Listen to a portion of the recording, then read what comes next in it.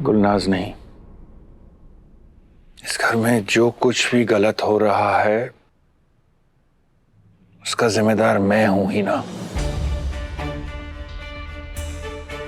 ये कैसी बातें कर रहे हैं आप राहत साहब? ऐसा क्या हो गया अचानक? अचानक मुझे ये समझ आ गया हिना कि रिश्ते निभाने में कितना नाकाम रहा मैं।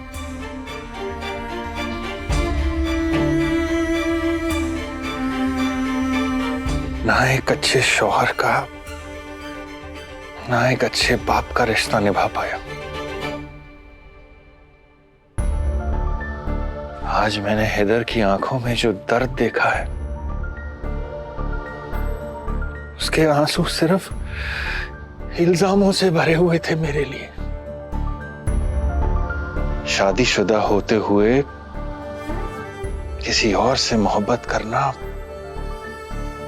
सिर्फ गलती नहीं, बहुत बड़ा गुनाह है हिना, जो मुझसे हुआ है।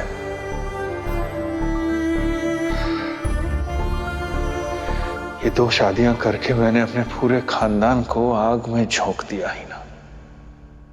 मुझे माफ कर दो हिना।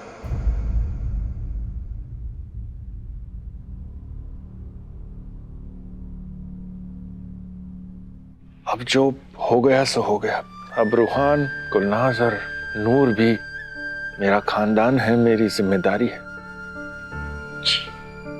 मगर ये मेरा तुमसे वादा है कि तुम, हैदर और कायनात, मेरी जिम्मेदारी पहले है। और अब मैं जिम्मेदारी को निभाने से चूकूंगा नहीं।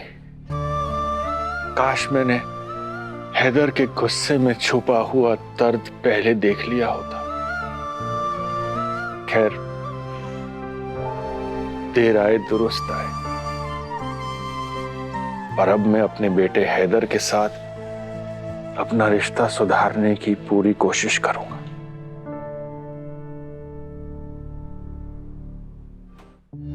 काश उस वक्त मैं ये समझ पाता कि तो निकाह की इजाजत मजहब तो देता है, मगर किसी भी आदमी का दिल या हैसियत इतनी बड़ी नहीं होती कि वो 2 रिश्तों को अच्छे से संभाल पाए।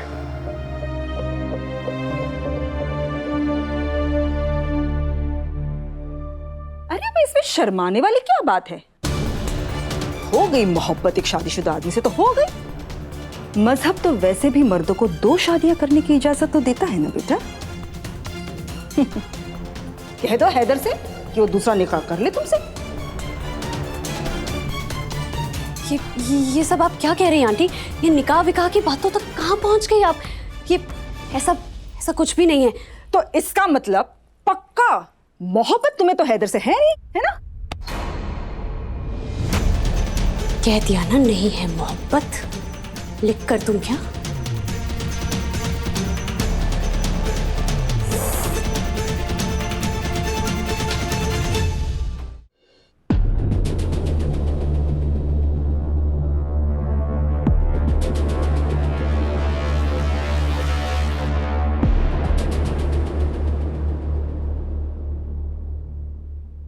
खुदा खैर करे।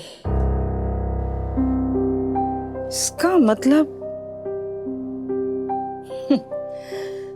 हाँ, शुक्र है कि तुम दुश्मनों की टीम वाली नहीं निकली। वैसे मैं सोच ही रही थी कि तुम जैसी समझदार लड़की कैसे उस दुआ के पल्लू से बंधे रहने वाले उस बेवकूफ आदमी के प्यार में पड़ ही कैसे गई।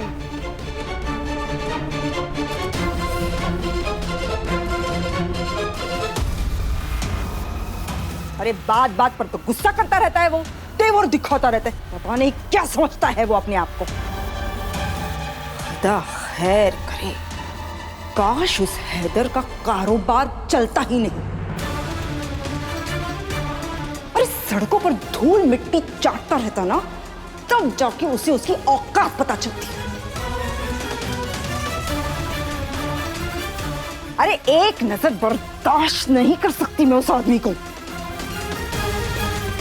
काश काश मैं तो यही दुआ कर रही थी कि उस भूकंप में मर मुरा जाता ना तो अच्छा होता। मैं तो अब भी दुआ करती हूँ कि काश कुछ ऐसा हो जाए कि वो हैदर दुआ को लेकर इस घर से चला जाए।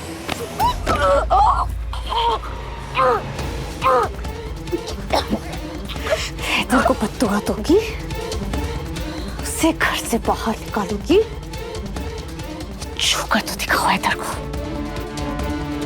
नहीं तोड़ दूंगी मैं तुम्हारा।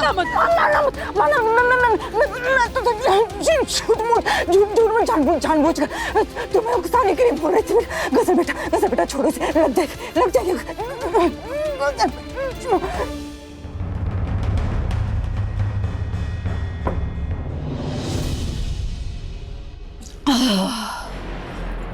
खुदा खैर करे।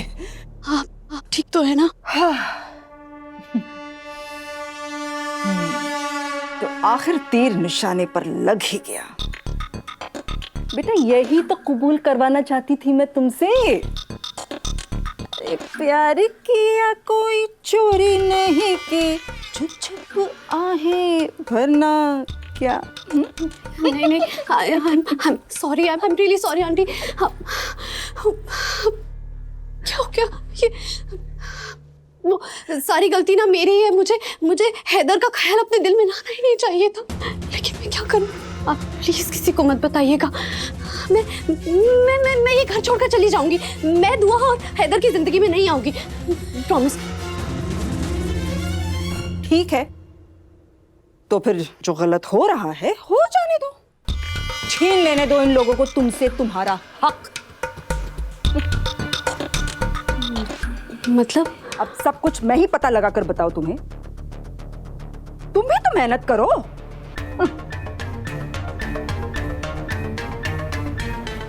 गजल बेटा आओ बैठो यहाँ। आओ बैठ, मैं तुम्हें समझाती हूँ। देखो गजल, इतना तो तुम जान ही चुकी हो कि हीना और ये बाकी के घर वाले कोई ऐसा राज जानते हैं जो दुआ तुम्हारे सामने आने नहीं दे रही है। मुझे लगता है कि वो राज तुम्हारी अम्मी की मौत के बारे में है। सबसे पहले तुम्हें हीना से वो राज निकलवाना पड़ेगा। हैदर को पाने के लिए बेटा तुम्हें पूरी सच्चाई तो जान लेनी होगी।